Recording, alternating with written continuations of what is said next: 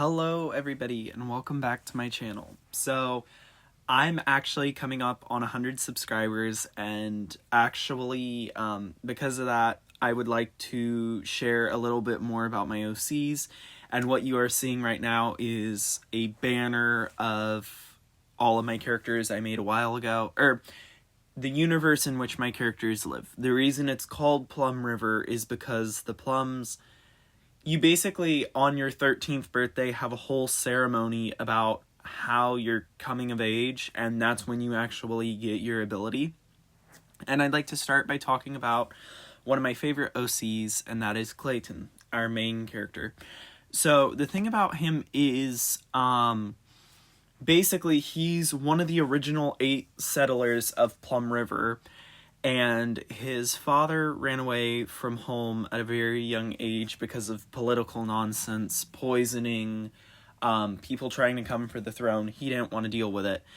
And throughout this time, he basically, meets a woman as he runs away, and those are my 2 characters, Ivan and Ursula.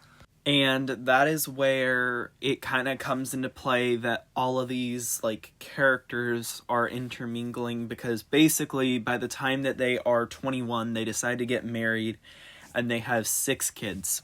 And of these 6 kids, only one of them survives, and each of them actually have what is known as an original ability, because the concept of having an ability was really new to everyone. Ivan and Ursula had the first 2, being the ability to control the sun and the moon. Marie could control water, Milo could control fire, Ember could control simple magic spells, Clayton was able to control nature, Crystal was able to control earth, and Zephyr was able to control electricity and the currents flowing through the ground. And you might be wondering, where's the person who controls air? That is actually another story entirely in and of itself, and we don't have time for that. This video is probably going to be 20 minutes to 30 minutes long. And basically, one night there is a raid, and the life that Ivan had set for himself basically gets destroyed in the blink of an eye, and Ivan and Ursula hide their kids in a bunker, and in a last-ditch effort to escape, Ember casts a magic spell to let all of them escape, but before anything can actually happen, Clayton gets sucked through the portal, and then they cannot reopen it. And then hundreds of years go by where they're just gone.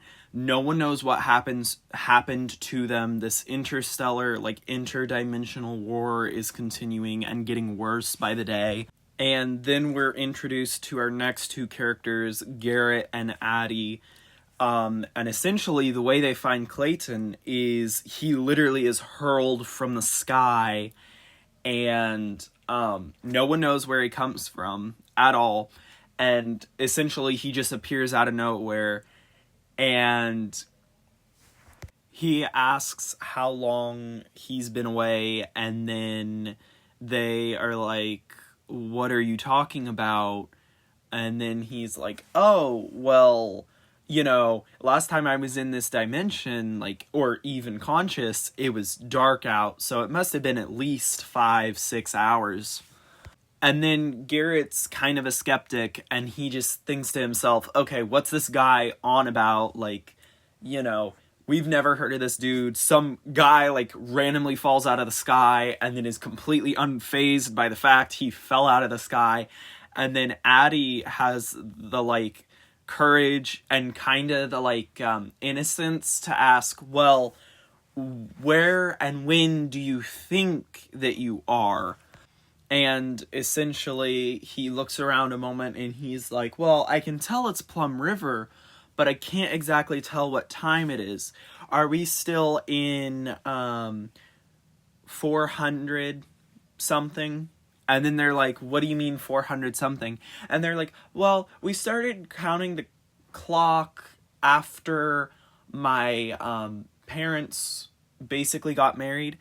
And they're like, okay, but what are you on about? How long do you live considering you've been alive 400 years?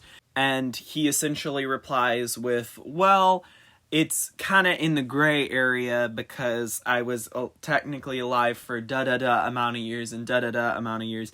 And it's basically just a massive back and forth until eventually they decide, hey, we're going to go to our treehouse. Because they're like, you know what?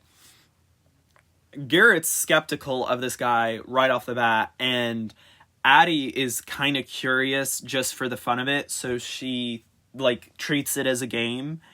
And they go to their treehouse, and it's disheveled. It like looks like a treehouse from like 40 years ago, hasn't been kept up at all. And then he's like, well, why does your treehouse look like this? And they're like, it's not like we have many options to fix it or anything, considering they separated the dimensions. And Clayton basically says, oh yeah, I think I remember when they did that. And he's like, well, if you don't like it here, you could always stay at my house. So then Garrett kind of, again, is skeptical, but Addie basically says, yeah, sure, we'll go, like, you know. So they head to a part of the forest that's, like, uninhabited by everyone because it's so dark and shrouded and shady, and, like, nothing ever grows there like it's supposed to.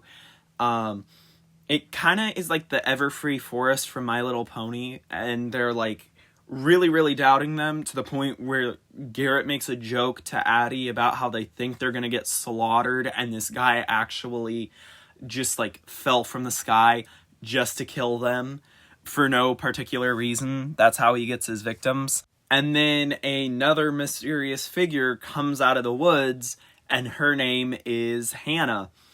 And she basically says, oh, what are you doing in this part of the woods? And they reply, oh, we're searching for a random shack. Well, then they basically cross this line of runes in this, like, octagon, hexagon looking shape. I don't know how to really describe it. I wish I could animate all this, but it would be expensive. And this massive mansion appears out of the mist, and everyone realizes who he is, and, like, they think they're in such disbelief that he is who he is because it's an urban legend at this point in time of what actually happened to everything with Plum River, because his mother was a dryad, and the dryad, when, like, Plum River was raided, completely disappeared out of the blue. No one's seen them in, like, 500, 600 years. Like, they're completely in awe. And he eventually sits down in their massive living room, well lit, and actually no dust, no cobwebs, none of that. And he tells them the whole story of what had happened. And they're sitting there in disbelief because they're like, sure, like, hypothetically, a person, like, because they said that, you know, fairies can live forever, hypothetically someone could live that long, but they're like, I don't even think the original person who started the war is alive, so how is this possible that this random 16-year-old guy is alive? And they just have all these questions, and there are so many holes, and that's kind of where the series begins. And there's all this confusion, and they try and figure out how, like, everything happens. And I'm not gonna spoil the entire, like, thing, just in case, who knows, maybe someone could comment on this video. I highly doubt it. But they're like, oh yeah, we'd love this storyline, let's, you know, fund it. But in the end, Clayton actually gets sucked through another vortex at the end of everything, and it like completely starts a new arc to this series. And this time he has to try and find his way back home to all of his friends while making new connections along the way. And that's kind of where my characters Lily, Candace, Ellie, and everybody comes in. Like, it's incredible, and it is like my child. I love this series, and I'm so glad that all of you love the like art I'm making, and now you get to kind of know more about the characters and how our story begins. Thank you so much for 100 subscribers, and who knows, I might be there already, I might not be, but 92 is close enough in my book. Thank you so much for watching, and I will see you all in the next video. Bye.